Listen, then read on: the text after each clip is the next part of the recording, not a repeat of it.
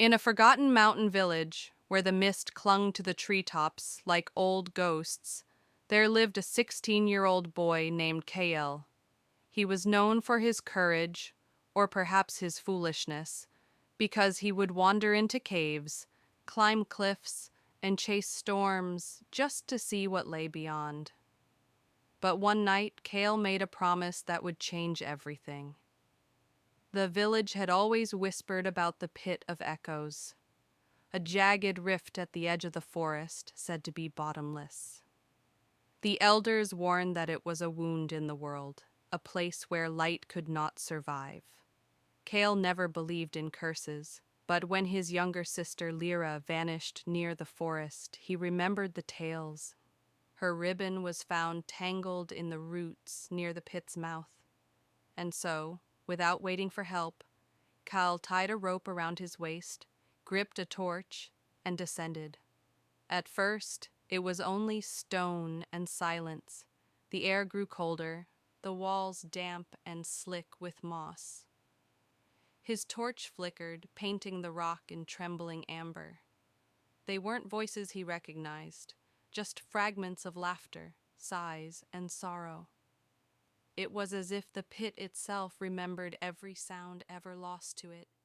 Kael tried to ignore them, but the deeper he climbed, the clearer they became. Finally, his boots hit solid ground, an underground plain, vast and dimly lit by veins of glowing minerals.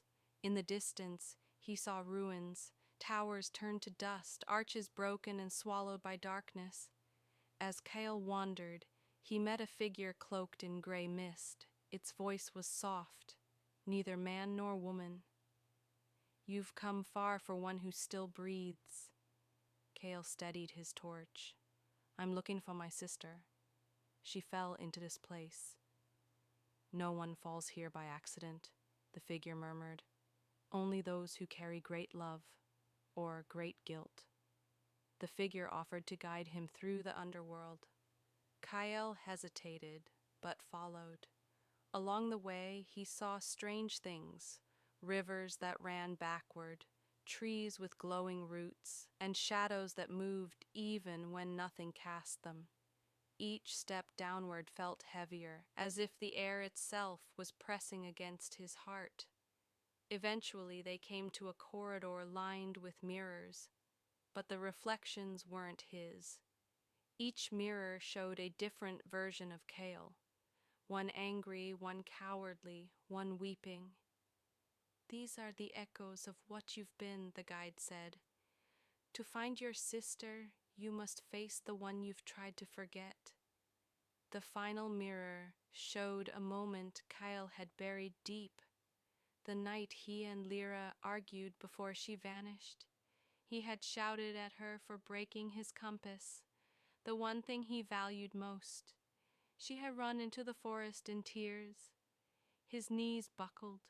The truth hit him like a stone. He hadn't come only to save her. He'd come to forgive himself. At the end of the corridor was a vast chamber, and in its center, a pool of black water that shimmered like glass. From its depths came a faint light, and within that light Kael saw Lyra. She was reaching upward, her face calm, her eyes bright. "Lyra!" he shouted, plunging into the water. It was freezing, crushing, endless, but as he swam, her hand found his. The chamber trembled, the walls cracked, the ground split apart, and a roar filled the air, not of rage but of release. The black water turned clear, and the darkness began to fade. Kael awoke on the forest floor at dawn, the mist thin and golden. Lyra was beside him, breathing softly, her ribbon tied around his wrist. No one in the village believed what he saw. Some said they had both fallen into a sinkhole and been lucky to survive. Others said they dreamed it all.